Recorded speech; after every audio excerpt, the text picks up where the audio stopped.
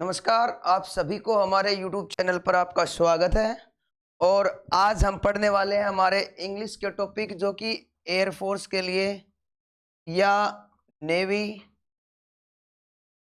Are और SSC के जितने भी हैं जैसे एमटीएस सब के लिए हम हमारी कंटिन्यू क्लासें रेगुलर शुरू रहेंगी। अब एक बात देखो, जो टॉपिक है, जो एग्जाम के टॉपिक होते हैं वो दो भागों में डिवाइड है हमारे इंग्लिश के।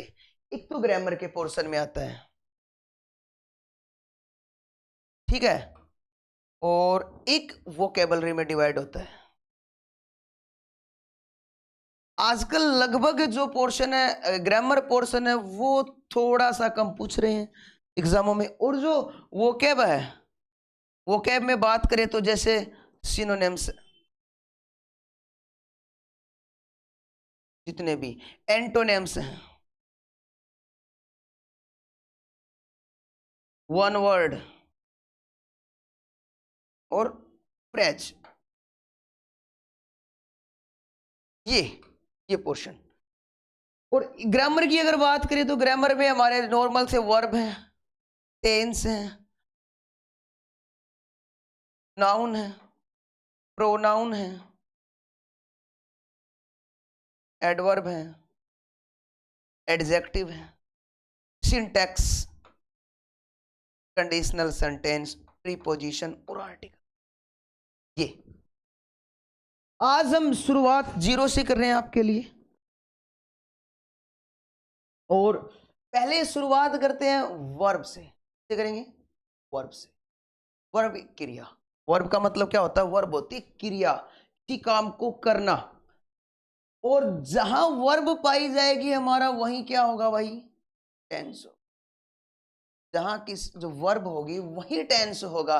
जिस प्रकार जैसे कोई एक सेंटेंस लिखो, he is a student, he is a student. तो आप कोई पूछे कि भाई इसमें कौन सा टेंस है, तो जहां वर्ब होगी वहीं टेंस होगा, और जहां वर्ब नहीं होगी वहां कोई टेंस नहीं होगा। इसलिए यहाँ पे तो देखो इज है, क्या आपको कोई वर्ब दिखाई दे रही है? यानी कि वर्ब की first form, second form, third form या आईएनजी फॉर्म कोई दिखाई नहीं दे रही है। इसका मतलब ये क्या है भाई? ये बी की फॉर्म। कौन सी फॉर्म है? बी की फॉर्म। बी की फॉर्म क्या होती है? सुनो ध्यान से। Is, am, are, was, were, has, have और हैड पास्ट में होती है। हैड होती है और वॉज वर ये पास्ट में होती है। इज, एम, आर ये होती है बी की फॉर्म, जहां पर किसी चीज का एग्जिस्टेंस पाया जाता है, जहां कोई चीज इसका अस्तित्व होता है, वो क्या होती है? और जहां बी की फॉर्म होती है उसे हम लिंकिंग वर्ब भी बोल देते हैं। और जहां हमारी वर्ब की first form, second form, third form या आईएनजी फॉर्म, वो हम क्या मानेंगे भाई? टेंस। क्या बोलेंगे उनको? वो टेंस की फॉर्म में होती हैं। आई बात समझ में? तो चलो आगे लिखो टेंस। हम पढ़ेंगे अब टेंस कि वर्ब को इतना ही बताना था कि ये होती है वर्ब, और वर्ब है जहां पर जिस चीज का एग्जिस्टेंस पाया जाता है वो वर्ब होती है। अब टेंस की बात करते हैं तो भाई टेंस कितने भागों में डिवाइड होता है? टेंस टेंस तीन भागों में डिवाइड होता है। और जिसे बोलते हैं हिंदी में बोले तो काल। क्या होता है? काल। देखो जरा ध्यान से, काल भी तीन प्रकार से। जैसे एक तो होता है हमारा प्रेजेंट। प्रेजेंट की स्पेलिंग देखना, PER से शुरू होगी। PRE मत लिख देना, PRESE। इसका मतलब होता है प्रेजेंट, का मतलब होता है उपहार। जो स्पेलिंग एरर में कई बार हम गलत लिख देते हैं प्रेजेंट को। PERSENT प्रेजेंट यानी कि वर्तमान काल, जो हमारा अब चल रहा है। अगला देखिए, ये तो पास्ट। पास्ट का मतलब जो बीत गया। और फ्यूचर, फ्यूचर क्या होता है? भविष्य का, जो आने वाला है। अब इनके भी चार चार पोर्शन होते हैं। देखना, पहला एक होता है बेटा इंडेफिनिट। क्या होता है? इंडेफिनिट। इंडेफिनिट का मतलब, देखो डेफिनेट तो होता है निश्चित, और इंडेफिनिट का मतलब अनिश्चित, जो चीज अनिश्चित होती है। सेकंड क्या होता है इसमें लिखिए, कंटिन्यूअस। क्या होता है भाई? कंटिन्यूअस। कंटिन्यूअस का मतलब कोई काम जो लगातार जारी रहता है। आजकल एसएससी एग्जाम में इसका दूसरा नाम भी दिया गया है जिसे बोलते हैं प्रोग्रेसिव टेंस। कंटिन्यूअस ने क्या बोलोगे भाई साहब इसे? Progressive tense. ठीक है। तीसरा होता है परफेक्ट। परफेक्ट का अपने आप में ही अर्थ निकल रहा है। परफेक्ट का मतलब क्या होता है? पूर्ण, कंप्लीट। कोई चीज अपने आप में ही परफेक्ट है यानी कि पूर्ण है, कंप्लीट, जो काम कंप्लीट को सेंस करेगा। आगे देखिए, परफेक्ट कंटिन्यू। परफेक्ट कंटिन्यूअस का मतलब क्या भाई? कोई काम कंप्लीट भी हो चुका लेकिन वो अब भी जारी चल रहा है।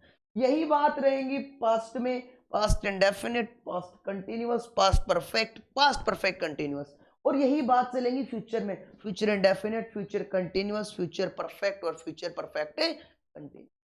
आगे चलिए, अब सुनिए ध्यान से। पहले हम हेडिंग डालते हैं, पहले जिक्र करते हैं प्रेजेंट इंडेफिनिट का जिक्र करेंगे। Present indefinite. अब सुनिए, हिंदी में पहचान तो जस्ट नॉर्मल बात है, सबको पता हो। तो कभी जैसे दो प्रकार की पहचान होती है हिंदी में। हिंदी में तो कोई नहीं पूछता आजकल एग्जामों में, क्योंकि पहले आया करते थे, जैसे कि ता है, ती है, ते है, जस्ट नॉर्मल ता है, ती है, ते है। परंतु इंग्लिश में पहचान यानी कि उस टेंस की एडवर्ब क्या है, उसी से हम डिफाइन करेंगे कि ये कौन सा टेंस है और इसमें किसके अकॉर्डिंग कौन सी वर्ब आती है। देखो, इंग्लिश में एडवर्ब, इंग्लिश में एडवर्ब या फिर क्रिया है इसकी, वो क्या है ध्यान से सुनना। प्रेजेंट इंडेफिनिट की, प्रेजेंट इंडेफिनिट की सबसे पहले लिखो always. Always, seldom, often. Always यानी हमेशा, सेल्डम प्राय कभी कभार, ऑफन प्राय, और लिखिए यूजुअली, यूजुअली। और एवरी, एवरी के साथ जुड़ के भाई क्या क्या आ सकता है? एवरी वीक भी हो सकता है, एवरी मंथ भी हो सकता है। क्यों? आगे देखना। और डेली, डेली भी प्रेजेंट इंडेफिनिट में। डेली, डेली जैसे कि डेली संडे हो गया, संडे यानी कोई भी वीक की बात होगी। मंथ हो गया, या कोई भी रेगुलर एक्शन, रेगुलर एक्शन मान लो, या स्पोर्ट्स की कमेंट्री। स्पोर्ट्स की कमेंट्री जितनी भी होती है वो भी प्रेजेंट इंडेफिनिट के अंतर्गत की जाती है, स्पोर्ट्स कमेंट्री। देखो, ये जो एडवर्ब इंग्लिश में ये डिफाइन करनी है, यही टेंस को शो करेंगी। ठीक है, स्पोर्ट्स की कमेंट्री या near future plan. Near future plan, near future plan का मतलब होता है निकट भविष्य, निकट भविष्य की कोई बात होती है, नियर फ्यूचर प्लान होता है। या कोई भी साइंटिफिक ट्रूथ अगर होता है, scientific truth, scientific truth, scientific truth का मतलब कोई भी, जैसे मैंने बोल दिया water boils at 100 degree Celsius, जो पानी है वो 100 डिग्री सेल्सियस, ये साइंटिफिक ट्रूथ है। या कोई भी मैथमेटिकल ऑपरेशन है, या कोई भी यूनिवर्सल ट्रूथ है। देखो, ये कई बार एग्जाम में आ लिया यूनिवर्सल ट्रूथ का, एसएससी वगैरह में भी कई बार आ लिया यूनिवर्सल ट्रूथ। यूनिवर्सल ट्रूथ का मतलब होता है सार्वभौमिक सत्य, कि the sun rises in the east. सार्वभौमिक सत्य। ये दोबारा देखिए, ये सारी जो एडवर्ब है ये प्रेजेंट इंडेफिनिट को शो करती है। दोबारा देखो कौन कौन सी होती है बेटा? यूजुअली सामान्यतः, always, seldom, often, every, week, month. Daily के साथ जुड़ के वीक, या कोई भी रेगुलर एक्शन या इरेगुलर एक्शन की भी कंडीशन हो सकती है, कई बार इरेगुलर एक्शन की भी कंडीशन हो सकती है। या स्पोर्ट्स की कमेंट्री, कोई भी स्पोर्ट्स की कमेंट्री है, नियर फ्यूचर प्लान है, साइंटिफिक ट्रूथ है, यूनिवर्सल ट्रूथ है। ये देखो, अब मैं इनके प्रत्येक के एग्जांपल कराऊं तब और ज्यादा अच्छे से समझ में आएगा। देखना जरा, पहले इसकी हम एक बार हेल्पिंग वर्ब का जिक्र कर लेते हैं कि जो प्रेजेंट इंडेफिनिट होता है उसमें हेल्पिंग वर्ब क्या होती है।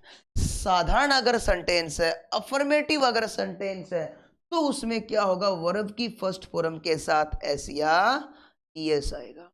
इस कंडीशन में जब ये सिंगुलर होती है। क्या होती है भाई? जब इसमें जो हमारा सब्जेक्ट होगा वो सिंगुलर होगा, सिंगुलर यानी कि इक्वचन होगा। अब सिंगुलर के अंतर्गत कौन कौन से आते हैं? जैसे जैसे मैंने लिखा ही, देखो मेल कैंडिडेट के लिए शो करेगा ही। सी फीमेल के लिए शो होगा। और इट नॉन लिविंग के लिए, या फिर इम्पर्सनल प्रोनाउन जिसे बोलते हैं ही सी इट, इसके साथ क्या आएगा? वर्ब की फर्स्ट फॉर्म के साथ एस या ईएस। अगर बात करते हैं इसी में प्लूरल की, प्लूरल बोले तो यू, यू यानी कि होता तुम, प्लूरल के लिए आता है वी और दे। यू भी दे होंगे, इनमें वर्ब की फर्स्ट फॉर्म के साथ एस या ईएस का प्रयोग नहीं होगा। किसमें भाई? अफर्मेटिव सेंटेंस में। एग्जाम्पल देखो अब इसके, इसे मैंने कोई सेंटेंस लिखा, he right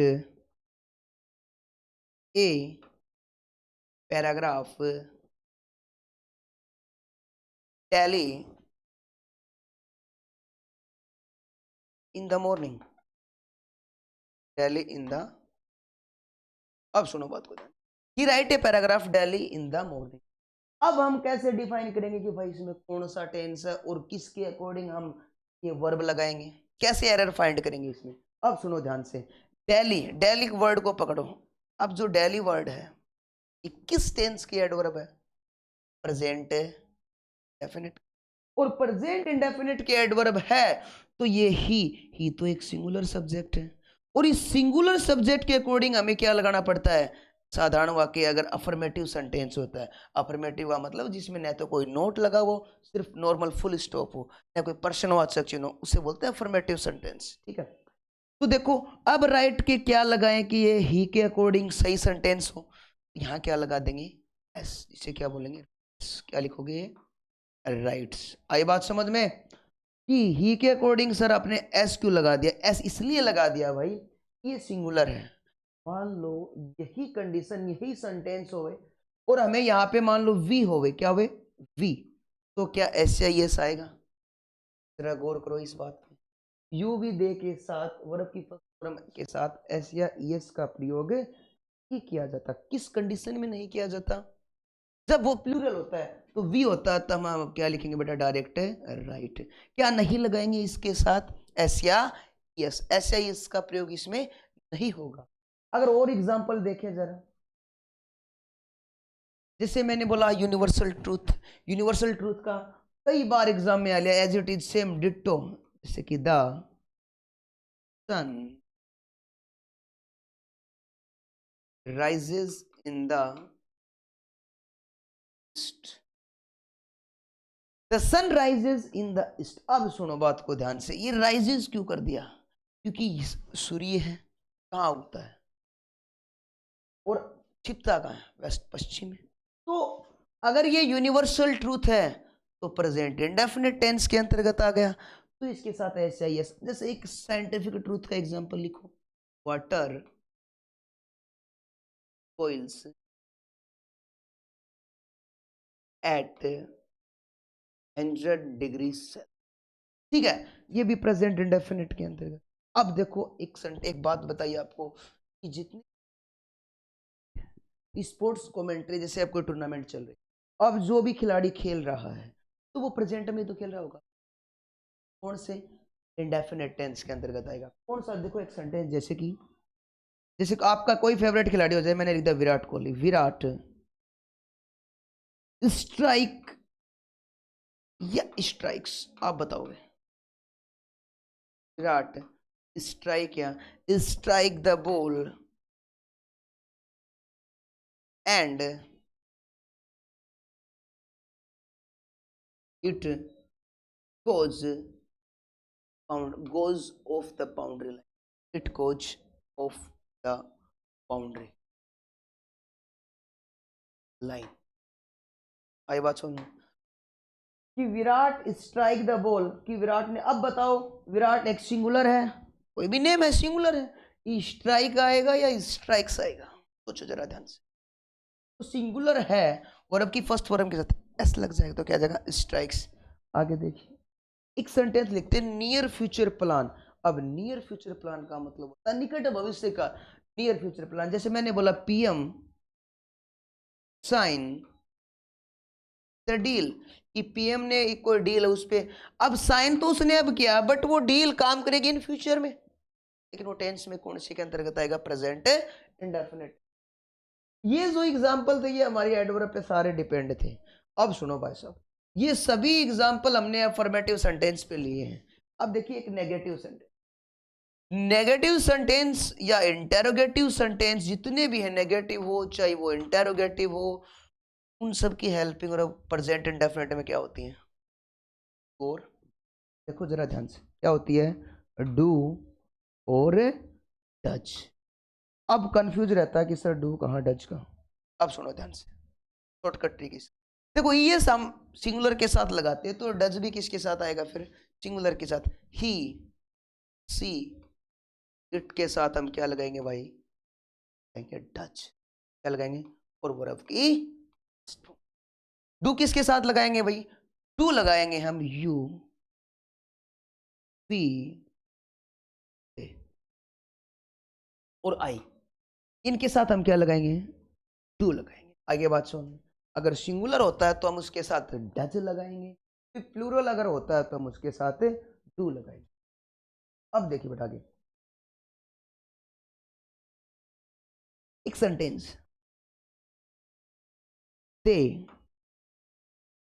blank not cook food every Sunday. अब सुनो बात को ध्यान, देखो जरा ध्यान से दे।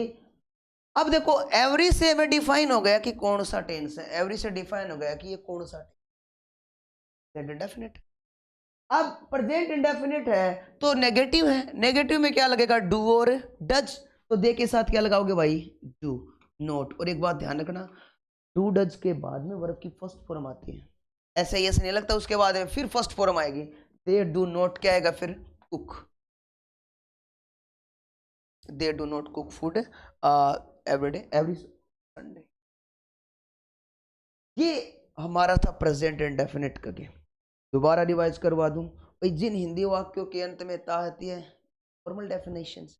अब इसकी इंग्लिश में क्या क्या देखो, always, seldom, usually, every day, every week, every month, या डेली है, या कोई भी स्पोर्ट कमेंट्री है, साइंटिफिक है, या यूनिवर्सल ट्रूथ है, या रेगुलर एक्शन है, इरेगुलर एक्शन है, उन सब के साथ हम कौन सा टेंस यूज करते हैं? Present indefinite. प्रेजेंट इंडेफिनिट में अगर सेंटेंस अफर्मेटिव होता है तो हम उसके साथ ऐसे ईएस लगाते हैं सिंगुलर के साथ। सिंगुलर होता है ही इट। अगर बात होती है प्लूरल की, यू वी दे की, तो हम उसके साथ ऐसा ईएस का प्रयोग नहीं करते। चलो हम अगले सेंटेंस का जिक्र, अगले का जिक्र करते हैं भाई साहब।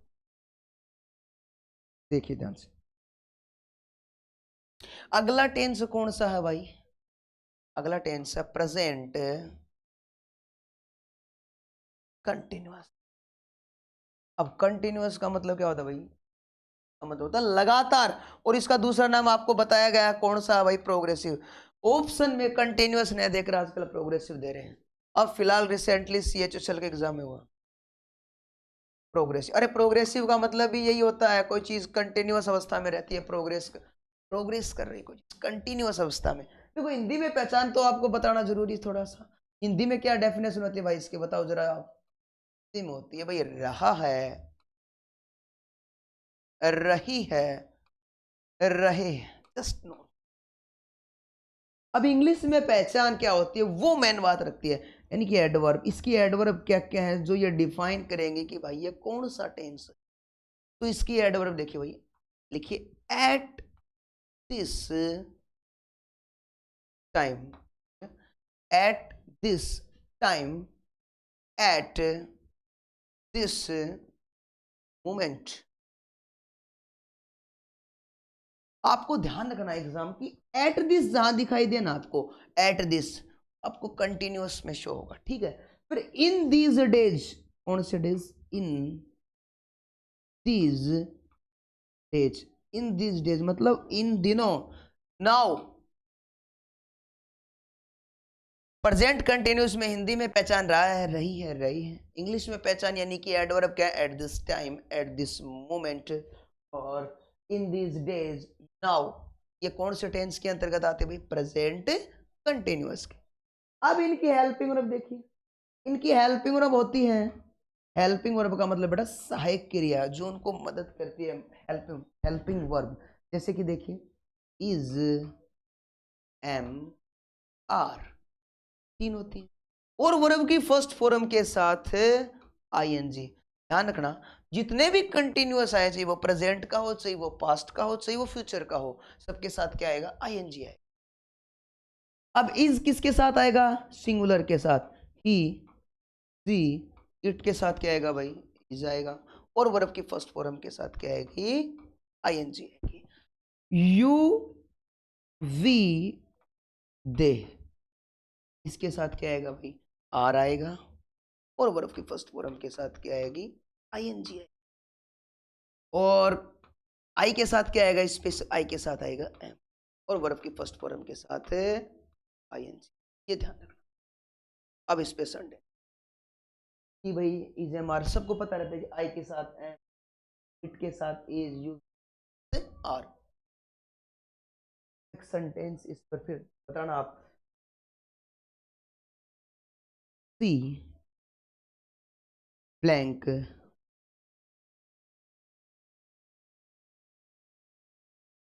प्रिपेयरिंग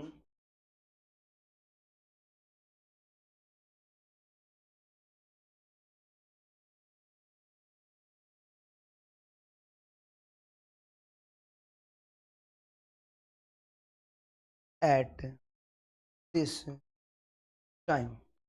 अब देखिए adverb at this time, at this time के लिए है तो एट दिस टाइम किस टेंस को शो कर रहा है भाई, और सी के साथ क्या आ जाएगा, फिर इज आ जाएगा। क्योंकि हमें सिर्फ ये एडवर्ब को डिफाइन करना है कि ये एडवर्ब कौन से टेंस से आ रही है। जैसे यहीं पर अगर हम एग्जांपल ले लेते वी, तो बेटा यहाँ पे क्या आ जाता, आर आ जाता। ठीक है, यदि हम यहाँ पे दे लिख देते तो भी क्या आ जाता, आर आ जाता। समझ रहे हो बात को, ये डिपेंड कर रहा है कि ये टेंस को शो कर रहे हैं at this time, at this moment. जैसे मैं एक बात और लिखूं, we are studying tense now. अब नाउ एडवर्ब डिफाइन कर रही है कि भाई ये कौन सा है, तो नाउ प्रेजेंट कंटिन्यूअस के लिए, तो इसके लिए क्या आएगा। अब कुछ एक्सेप्शन है इस टेंस में कि जो हमें डिफाइन करने, कुछ ऐसे एक्सेप्शन है जहां पे हम का प्रयोग नहीं। ऐसे एक्सेप्शन है वो प्रेजेंट कंटिन्यूअस में 5 प्रकार की ऐसी वर्ब होती हैं जिनके साथ हम आईएनजी का कभी प्रयोग नहीं करते, और वो एग्जाम में ज्यादातर आजकल पूछी जा रही है। 5 कौन सी वर्ब होती हैं, तो सुनो भाई। एक तो होती है verb of perception, verb of perception, इंद्रिय गोचर जो वर्ब होती हैं। जैसे हम कहें स्मेल, स्मेल, तो इसके साथ भी क्या नहीं आएगा बेटा, आईएनजी नहीं आएगा। कोई कहे कि I am smelling you, smell, look, smell, look, recognise, notice, ये क्या है, ये एडवर्ब ऑफ परसेप्शन। जो ऐसी वर्ब हैं जो अपने साथ कभी भी आईएनजी फॉर्म नहीं लेती हैं। ठीक है, एक होती है वर्ब ऑफ थिंकिंग प्रोसेस। आपको एग्जांपल कराऊंगा इनके, एक बार इनको लिख लो, वर्ब ऑफ थिंकिंग प्रोसेस। जो वर्ब सोचने से रिलेटेड होती हैं, थिंकिंग प्रोसेस, उनके साथ भी कभी आईएनजी का प्रयोग नहीं होता। जैसे मैंने बोला थिंक, मीन, माइंड, थिंक है, मीन है, माइंड है। वर्ब ऑफ थिंकिंग प्रोसेस, जितनी भी थिंकिंग प्रोसेस की जो वर्ब होती है उनके साथ कभी भी किसका प्रयोग नहीं होगा, एनजी का। लिखिए वर्ब शोविंग पोजेशन, जो वर्ब अपना अधिकार दर्शाती है, वर्ब शोविंग पोजेशन। पोजेशन क्या होता है, पोजेशन होता है किसी का चीज पर अधिकार दर्शाना। वर्ब शोविंग पोजेशन जो अपना अधिकार दर्शाती है। जैसे मैंने बोला ओन, कोई बोले I am owing A car, बोले हैव कोई बोले आई am having a car, belong, consist, consist होता है किसी चीज से बना, और कंटेन किसी में शामिल होना, कंटेन। और ध्यान रखना कंटेन के बाद इन प्रीपोजिशन आती है, contain in, consist of, consist of का मतलब किसी चीज से बना हुआ होना, वो प्रीपोजिशन आती है इसके बाद, कंटेन। तो verb of showing possession, way verb जो अपना अधिकार दर्शाती हैं किसी पर, तो वहां भी आईएनजी फॉर्म नहीं आएगा। जैसे कोई बोल दे I am having a car, तो ये सेंटेंस में हैव के साथ आईएनजी नहीं आएगा। क्यों नहीं आएगा? क्योंकि ये अधिकार दर्शा रहा है, और अधिकार दर्शा उससे पहले वाले टेंस में उसको काउंट करेंगे, वहां पर हम लिखेंगे आई हैव ए कार। लिखो, फोर्थ लिखिए, थर्ड हो गए, फोर्थ लिखिए, इसमें कौन कौन छोड़ रहा है? Verb, verb showing, feeling, state और माइंड। जो अवस्था, फीलिंग, स्टेट, यहाँ पे स्टेट बेटा राज्य नहीं, स्टेट होती है अवस्था। देखो सॉलिड लिक्विड गैस जो स्टेट होती है मैटर की, तो फीलिंग, स्टेट और माइंड, फीलिंग, स्टेट और माइंड, ऐसी वर्ब जो किसी जीवन की अवस्था को शो करे, जो फीलिंग को शो करे। जैसे मैंने बोला feel, love, know, feel, love, know, appear, ये जो वर्ब है। जैसे कोई बोले कि आई एम नोविंग यू, मैं तुम्हें अब जान क्या रहा है, वो जानता ही है तभी कह रहा है, तो कौन से टेंस में काउंट करोगे उसको? कंटिन्यूअस में नहीं करोगे, उसको प्रेजेंट इंडेफिनिट में काउंट करो। पहले वाले टेंस में काउंट करेंगे कि आई नो यू, ऐसा नहीं बोलोगे आई एम नोविंग यू, ऐसा नहीं बोलोगे आई एम फीलिंग यू, ऐसा नहीं बोलोगे आई एम लविंग यू, ऐसा नहीं बोलोगे आई एम अपियरिंग यू। ये गलत हो जाए कि ये जो वर्ब होती है ये अपने साथ कभी आईएनजी फॉर्म नहीं लेती। अब तो देखिए इसमें कौन सा है, फिफ्थ है वर्ब इन जनरल, ऐसी वर्ब जो सामान्यतः हम यूज कर रहे हैं। जैसे मैंने बोला एंग्री, गुस्सा होना, मैंने बोला होप, इच्छा होना, मैंने बोला विश, ये भी उम्मीद, विश, डिजायर, ये ऐसी वर्ब, इनके साथ बेटा कभी क्या नहीं आएगा? आईएनजी फॉर्म में नहीं आएगी। ये वो वर्ब है जो अपने साथ कभी 5 प्रकार की वर्ब होती हैं जो अपने साथ आईएनजी फॉर्म में नहीं लेती, तो कंटिन्यूअस टेंस के अंतर्गत आती है। और हम कंटिन्यूअस को देख के ये सोच जाते हैं कि इसके साथ आईएनजी फॉर्म। अब देखना एक बार एग्जांपल, और आप गलती बता देखना एक सेंटेंस। जैसे कोई बोले आई एम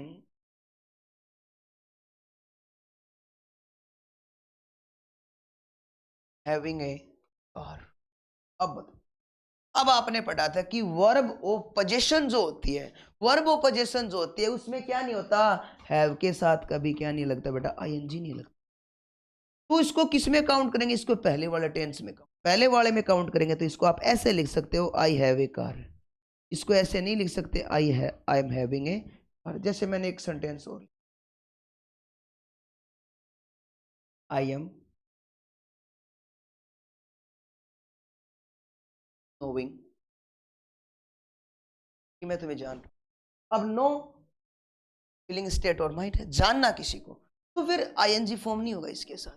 क्या आएगा फिर? I know. ये वो वर्ब थी कंटिन्यूअस टेंस में जो एक्सेप्शन का काम करती हैं।